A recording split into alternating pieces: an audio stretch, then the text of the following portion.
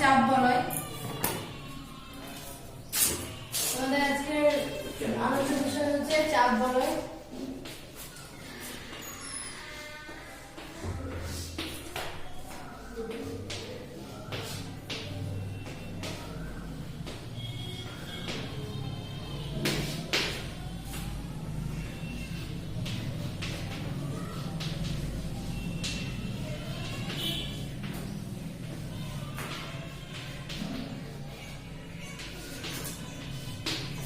চাপ বলয় কি দেখো, চাপ বলয় হচ্ছে এটা হচ্ছে আমাদের পৃথিবী, তাই তো? তো পৃথিবীর মাঝ বরাবর কি আছে? নিরক্ষরেখা 0 ডিগ্রি, তারপরে আছে কর্কট ক্রান্তি রেখা 23.5 ডিগ্রি, তারপরে হচ্ছে সুমেরুবৃত্ত রেখা 66.5 ডিগ্রি, আর তারপর হচ্ছে সুমেরু মানে হচ্ছে 90 ডিগ্রি, তাই তো? আর এদিকে আছে মকর ক্রান্তি রেখা 23.5 ডিগ্রি, তারপর হচ্ছে কুমেরুবৃত্ত রেখা 66.5 ডিগ্রি, আর এটা হচ্ছে কুমেরু রেখা 90 ডিগ্রি। তো কি বলেছে? চাপ বলয়টা কি? চাপ বলয় হচ্ছে যে পৃথিবী পৃষ্ঠের উপর নির্দিষ্ট দূরত্বে, ঠিক আছে, এটা যে পৃথিবী, এই পৃথিবী পৃষ্ঠের উপর নির্দিষ্ট দূরত্বে সমধর্মী, ঠিক আছে, সমধর্মী মানে সমান ধর্ম বিশিষ্ট সমধর্মী বায়ুস্তর, সমধর্মী বায়ুস্তর অনুভূমিক ভাবে, অনুভূমিক মানে এই যে লম্বালম্বী এটাকে অনুভূমিক বলা হয়, ঠিক আছে, লম্বালম্বী যেটা মানে সমান্তরালে যেটাকে যায় সেটাকে অনুভূমিক বলা হয়।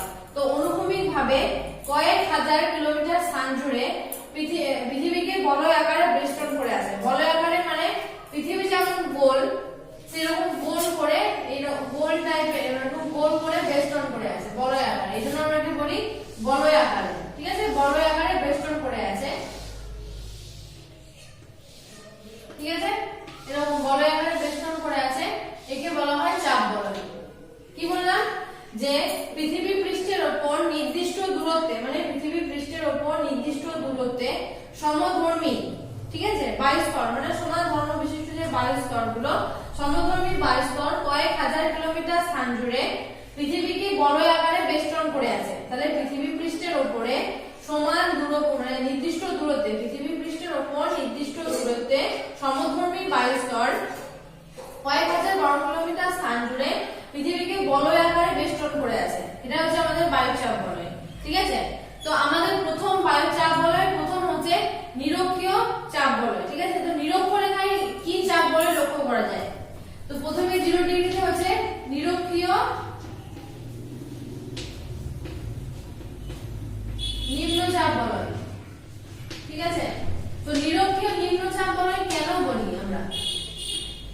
তো দেখো নিরক্ষরেখা থেকে 0 থেকে 5 ডিগ্রি, 0 ডিগ্রি থেকে 5 ডিগ্রি অক্ষরেখার মধ্যে মানে নিরক্ষরেখা থেকে 5 ডিগ্রি অক্ষরেখার মানে 5 ডিগ্রি অক্ষরেখা পর্যন্ত বিস্তৃত যে বলয় চাপ বলয় সেটাকে নিরক্ষীয় নিম্নচাপ বলা হয়, ঠিক আছে। তাহলে এখান থেকে 5 ডিগ্রি যাবে, ঠিক আছে। তাহলে 0 ডিগ্রি থেকে 5 ডিগ্রি অক্ষরেখা পর্যন্ত বিস্তৃত চাপ বলয়কে বলা হয় নিরক্ষীয় নিম্নচাপ বলয়। কেন এখানে নিম্নচাপ লক্ষ্য করা যায়? কেন? কারণ সূর্য এখানে সারা বছর, আমরা জানি নিরক্ষরেখার উপর সূর্য সারা বছর লম্বভাবে কিরণ দেয়, যেহেতু নিরক্ষরেখার উপর সূর্য সারা বছর লম্বভাবে কিরণ দেয় সেজন্য এখানে উষ্ণতা খুব বেশি থাকে। আর তাছাড়াও জলভাগে মানে এখানে স্থলভাগের তুলনায় জলভাগ যেহেতু বেশি সেজন্য জলভাগ বেশি থাকার জন্য কি হয়, যেহেতু সূর্য যেহেতু লম্বভাবে কিরণ দেয় তাই জলীয় বাষ্পের পরিমাণটা অনেক বেশি হয়। যেহেতু জলীয় বাষ্পের পরিমাণ বেশি হয়, জলীয় বাষ্পের পরিমাণ বেশি হলে কি হবে, সেই জলীয় বাষ্পপূর্ণ বায়ুটা একটু উপর দিকে উঠে যায় হালকা হয়ে। তো যেহেতু জলীয় বাষ্পপূর্ণ বায়ুর পরিমাণটা বেশি যেহেতু ওই বায়ুটা হালকা হয়ে উপর দিকে উঠে কোথায় যায়, এই কর্কট ক্রান্তি রেখায় যায় মানে কর্কটীয় চাপ বলয় যায়, আর এদিকে আছে মকরীয় চাপ বলয়, ঠিক আছে। তাই এখানে কি হয়, যেহেতু ওই বায়ুটা হালকা হয়ে উপর দিকে যেহেতু উঠে যায় সেহেতু কি হয় এই দিকে এখানে শূন্য স্থলের সৃষ্টি হয়, তার জন্য এখানে নিম্নচাপ লক্ষ্য করা যায়, সেজন্য এখানে নিম্নচাপের সৃষ্টি হয়, তাই এটা নিরক্ষীয় নিম্নচাপ বলে। তাহলে কি কি দেখলাম, যে সূর্য এখানে সারা বছর লম্বভাবে কিরণ দেয় বলে এখানে উষ্ণতা সবথেকে বেশি থাকে সারা বছরই। এখানে স্থলভাগের তুলনায় জলভাগ বেশি থাকার জন্য জলীয় বাষ্পপূর্ণ বায়ুটা হালকা হয়ে উপর দিকে উঠে যায় বলে এখানে ঘনত্বটা কমতে থাকে। আর এখানে কি হয় যে ঊর্ধ্বগামী বায়ু পৃথিবী আবর্তন করতে বেগ এখানে সবথেকে বেশি হওয়ার জন্য এই বায়ুটা কি হয় এই উপর দিকে মানে উত্তর দিকে কিছুটা ছিটকে যায়, দক্ষিণ দিকে কিছুটা ছিটকে যায়। উত্তর দিকে ছিটকে গিয়ে কোথায় যায় কর্কটক্রান্তিতে, আর দক্ষিণ দিকে ছিটকে গিয়ে যায় মকরক্রান্তিতে। ঠিক আছে, তারপর আমরা পড়ব কর্কটক্রান্তি এবং মকরক্রান্তি চাপ বলয়। কর্কটক্রান্তি এবং মকরক্রান্তি চাপ বলয় কি? দেখো নিরক্ষীয় শান্ত বলয়, নিরক্ষরেখায় একটা শান্ত বলয় সৃষ্টি হয়। কেন একে নিরক্ষীয় শান্ত বলয় কেন বলা হয়? কারণ নিরক্ষরেখায় উষ্ণ আর্দ্র বায়ুটা হালকা হয়ে উপর দিকে উঠে যায়। যেহেতু উপর দিকে মানে যেদিকে নামে সেহেতু কি হয় বায়ুর প্রবাহটা হয় ঊর্ধ্বমুখী। ঠিক আছে, বায়ুটা কিন্তু এই বায়ুটা দেখো এদিকে উপর দিকে উঠছে, এদিকে নামছে, তাহলে বায়ুর ঊর্ধ্বমুখী প্রবাহ হচ্ছে।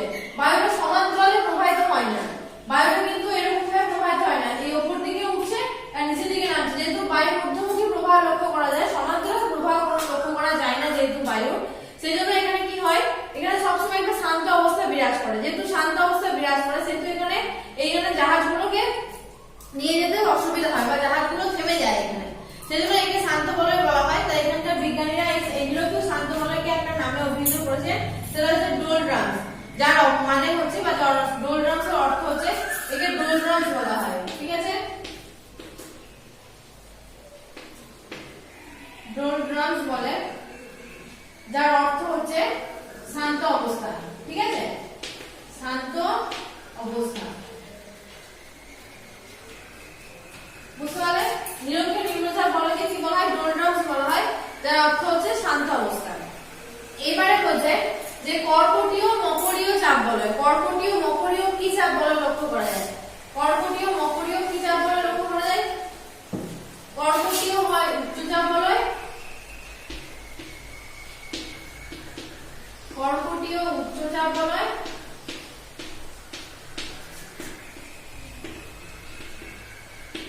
আর এখানে হয় মকরীয় উচ্চচাপ বলয়। কেন কর্কটীয় মকরীয় উচ্চচাপ বলয় লক্ষ্য করা যায়? দেখো এটা হয় মকরীয় উচ্চচাপ বলয়। ঠিক আছে,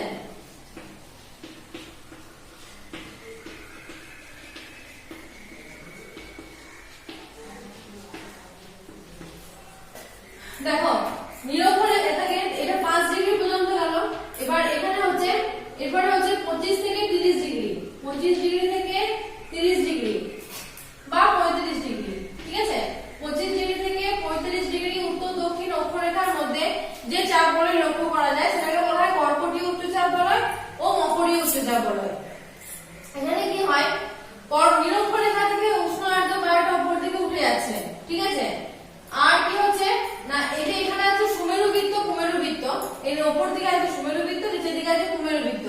এই সুমেরু বৃত্ত কুমেরু বৃত্ত বায়ুটা হচ্ছে উচ্চচাপ বলয়। তো এই সুমেরু বৃত্ত কুমেরু বৃত্ত বায়ু থেকে এই নিচের দিকে বায়ু প্রবাহিত হয়। ঠিক আছে, তো নিরক্ষরেখা থেকে বায়ুটা উপর দিকে উঠছে আর সুমেরু বৃত্ত কুমেরু বৃত্ত থেকে বায়ুটা নিচের দিকে নামছে। যার ফলে কি হচ্ছে যেহেতু দুটো বায়ু একসাথে মিলিত হচ্ছে, দুটো বিপরীতধর্মী বায়ু মানে উপর দিক থেকে আসছে নিম্নমুখী হচ্ছে আর এই দিক নিরক্ষীয় নিম্নচাপ থেকে উপর দিকে উঠছে, দুটো বিপরীতধর্মী বায়ু পরিলক্ষিত হয় বলে এখানে বায়ুর পরিমাণটা বেড়ে যায়। যার ফলে এখানে কি হয় বায়ুর পরিমাণটা বৃদ্ধি পেয়ে ঘনত্বটা বাড়তে থাকে। আর কি হয় যে উষ্ণ আর্দ্র বায়ুটা হালকা হয়ে উপর দিকে উঠে গিয়ে কি হয় উষ্ণ আর্দ্র বায়ুটা যখন হালকা হয়ে উপর দিকে উঠছে এখানে নিরক্ষীয় অঞ্চল থেকে, তখন উঠে গিয়ে উপর দিকে এই উচ্চচাপ বলয়ে যাচ্ছে।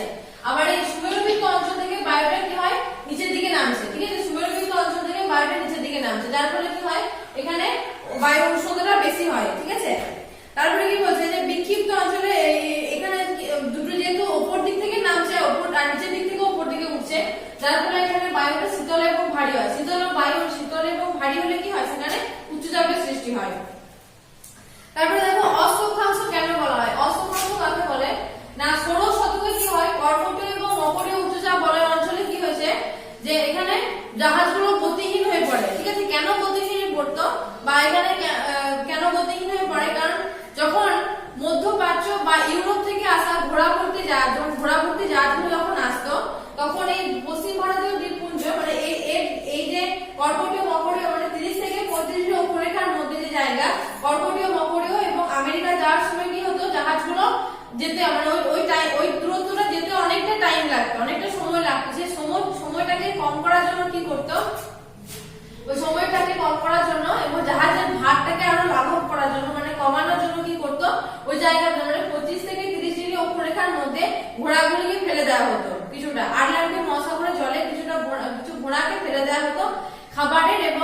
পানীয় জলের সংকট দূর করার জন্য।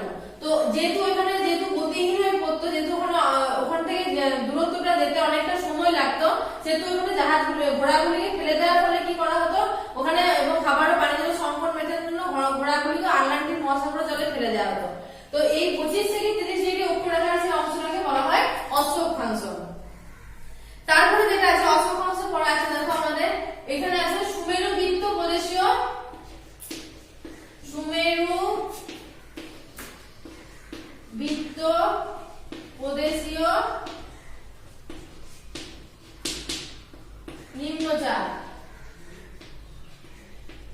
নিম্নচাপ বলয়। ঠিক আছে, তাহলে 25 থেকে 30 ডিগ্রি কি পেলাম আমরা অশ্ব অক্ষাংশ।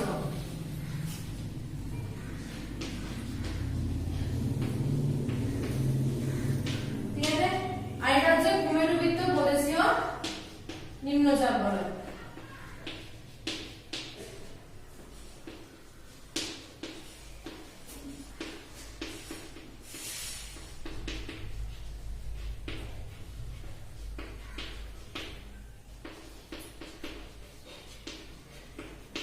ঠিক আছে, তো এটা কত, এটা 30 থেকে 35, এবার হচ্ছে 60 ডিগ্রি থেকে 70 ডিগ্রি, এদিকেও তাই 60 ডিগ্রি থেকে 70 ডিগ্রি অক্ষরেখার অংশটাকে সুমেরু বৃত্ত প্রদেশের নিম্নচাপ বলয়, কুমেরু বৃত্ত প্রদেশের নিম্নচাপ বলয় নামে অভিহিত করা হয়।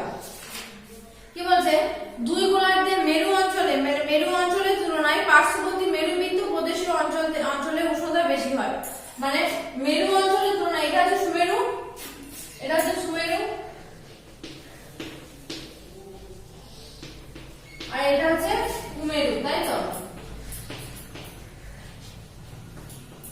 তো এটা হচ্ছে সুমেরু অর্থাৎ মেরু অঞ্চল থেকে এর উষ্ণতাটা কম, কারণ মেরু অঞ্চলে কি এখানে সবসময় সারা বছর ঠান্ডা থাকে, সারা বছর বরফ আবৃত অবস্থায় থাকে।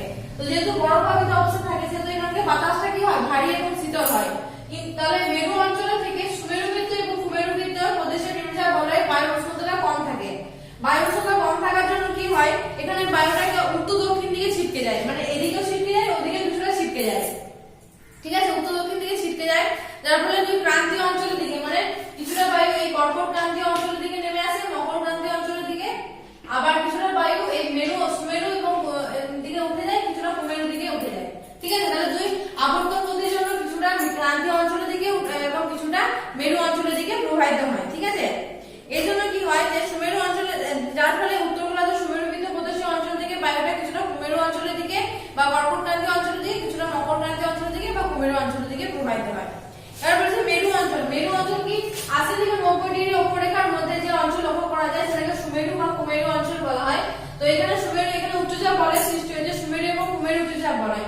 কেন সুমেরু এবং কুমেরু উচ্চচাপ বলয় সৃষ্টি হয়েছে? যেহেতু এখানে সারা বছর তাপমাত্রা হিমাঙ্কের নিচে থাকে, যেহেতু সারা বছর বরফাবৃত অবস্থায় থাকে, তাপমাত্রা হিমাঙ্কের নিচে থাকে, সেহেতু এখানে কি হয় সারা বছর ঠান্ডা থাকে। ঠান্ডা থাকার জন্য কি হয় বাতাসটা শীতল এবং ভারী হয়। শীতল মানে যে জলীয় বাষ্পের পরিমাণটা কম থাকে, আর জলীয় বাষ্পপূর্ণ বায়ুটা কি হয় সবসময় হালকা হয়, কিন্তু বাতাসে জলীয় বাষ্প কম থাকে, তাহলে সেই বাতাসটা কি হয় ভারী হয় এবং শীতল হয়। তাহলে জলীয় বাষ্প বেশি থাকলে সেই বায়ুটা হালকা হয়, যার ফলে সেই বাতাসটা উপর দিকে উঠে যায়। কিন্তু যদি বাতাসে জলীয় বাষ্পের পরিমাণটা কম থাকে তাহলে সেই বাতাসটা কি হয় ভারী হয় এবং শীতল হয়, যার ফলে সেই বাতাসটা কিন্তু উপর দিকে উঠতে পারে না। শীতল ও ভারী বাতাসটা কি হয় সবসময় নিচের দিকে নামতে থাকে, আর জলীয় বাষ্পপূর্ণ বায়ুর বাতাসটা সবসময় হালকা হয় বলে সেই বাতাসটা সবসময় উপর দিকে উঠতে থাকে।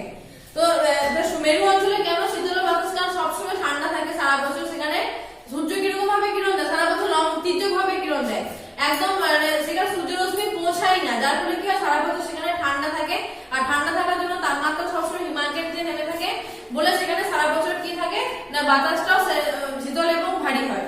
ঠিক আছে, তাই এখানে বায়ুর কিছু অংশ, তাই এই আবর্তনের কারণে এই সুমেরু এবং কুমেরু অঞ্চল থেকে বায়ুর কিছুটা অংশ সুমেরু বৃত্ত প্রদেশের নিম্নচাপ বলয় এবং কুমেরু বৃত্ত প্রদেশের নিম্নচাপ বলয়ের দিকে নেমে আসে।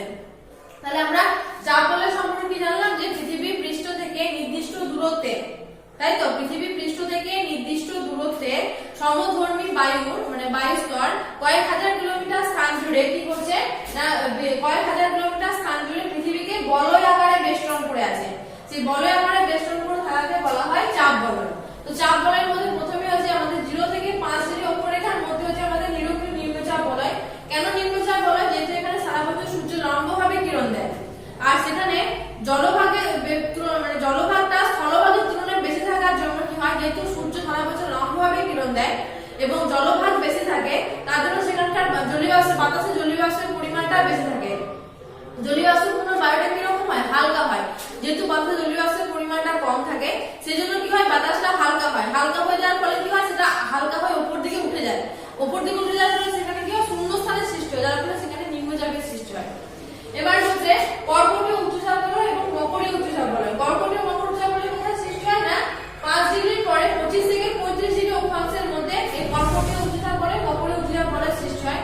কেন না, এখান থেকে যে নিম্নচাপ অঞ্চল থেকে হালকা এবং উষ্ণ বায়ুটা কি হয়, উচ্চচাপ অঞ্চলের দিকে মানে কর্কটীয় অঞ্চলে, কর্কটীয় এবং মকরীয় অঞ্চলের দিকে কিছুটা বায়ু ছিটকে যায় পৃথিবী আবরণের ক্ষতির জন্য, যার ফলে কি হয়, এই অঞ্চল থেকে নিম্নচাপ অঞ্চল থেকে বায়ুটা উপর দিকে যাচ্ছে এবং ওই সুমেরুবৃত্ত প্রদেশের অঞ্চল থেকে বায়ুটা কিছুটা নিচের দিকে নামছে, যার ফলে কি হয়, এখানে উচ্চচাপের সৃষ্টি হয়।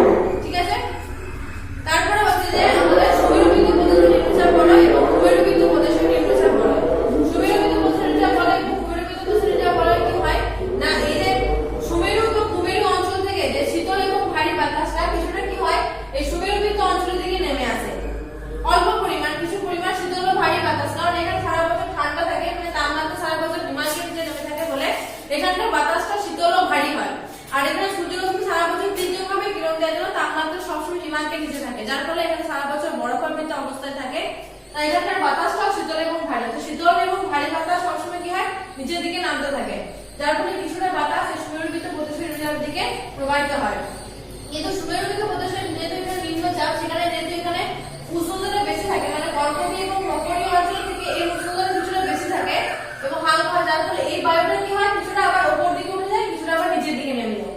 ঠিক আছে, যার ফলে এখানেও কিন্তু নিম্নচাপের সৃষ্টি হয়। আর ভূমেরুবৃত্ত প্রদেশে কি সারা বছর যেহেতু তাপমাত্রা হিমালয়ের নিচে থাকে বলে এখানে সারা বছর কি হয়, উষ্ণতা মানে সারা বছরই তাপমাত্রা খুবই কম থাকে, যার ফলে এখানে বাতাস এবং শীতল এবং ভারী হয় বাতাসটা এবং ঘনত্বটা অনেক বেশি থাকে। এবারে কি বলছে, আমরা 25 থেকে 30 ডিগ্রির মধ্যে পেলাম কি অশ্বক্ষাংশ। অশ্বক্ষাংশ কি না, যখন মানে কর্কটীয় মকর উচ্চচাপ বলয়ের কাছে এসে কি হয়, 25 থেকে 30 ডিগ্রি অক্ষরেখার মধ্যে এসে কি হয়, যখন পালতোলা জাহাজগুলো যখন ঘোড়াভর্তি জাহাজগুলো আসে, তখন এই জায়গাটা এসে মানে 25 থেকে 30 ডিগ্রি অক্ষাংশের মধ্যে এসে কি হয় না, গতিহীন হয়ে পড়ে। কেন গতিহীন হয়ে পড়ে? কারণ ওই জায়গাতে যখন ওই মধ্যপ্রাচ্য এবং ইউরোপ থেকে আসা জাহাজগুলো যখন ঘোড়াভর্তি জাহাজগুলো যখন এই 25 থেকে 30 ডিগ্রি অক্ষাংশের মধ্যে যখন আসে, তখন এসে এখানে গতিহীন হয়ে পড়ে। বা ওই জায়গাটা থেকে আসার সময় পশ্চিম ভারতীয় দ্বীপপুঞ্জ এবং আমেরিকা যেতে ওইটা অনেকটা সময় লাগে। তার জন্য ওই জাহাজের ভারটা লাঘব করার জন্য আটলান্টিক মহাসাগরে কিছু ঘোড়াকে ফেলে দেওয়া হয়। তার জন্য এই 25 থেকে 30 ডিগ্রি অক্ষাংশকে বলা হয় অশ্বক্ষাংশ। আর নিরক্ষীয় অঞ্চলকে কেন শান্ত বলে বলা হয়? যেহেতু নিরক্ষীয় অঞ্চল নিম্নচাপ বলয়ের সৃষ্টি হয়, সেহেতু নিরক্ষীয় অঞ্চলে বায়ুটা কিছুটা উপর দিকে উঠে যায়, কিছুটা নিচের দিকে নেমে যায়, যার ফলে কি হয়, বায়ুর ঊর্ধ্বমুখী প্রবাহ লক্ষ্য করা যায়। বায়ুর সমান্তরাল কোনো প্রবাহ লক্ষ্য করা যায় না। যেহেতু বায়ুর কোনো সমান্তরাল প্রবাহ লক্ষ্য করা যায় না, সেহেতু এখানে সারা বছর কি হয়, শান্ত অবস্থা বিরাজ করে। সেজন্য একে ডোলড্রামস, মানে বিজ্ঞানীরা একে ডোলড্রামস আখ্যা দিয়েছেন, যার ডোলড্রামস এর মানে অর্থ হচ্ছে শান্ত অবস্থা। ঠিক আছে, এখন যদি বায়ুটা আপনাদের পড়া থাকবে।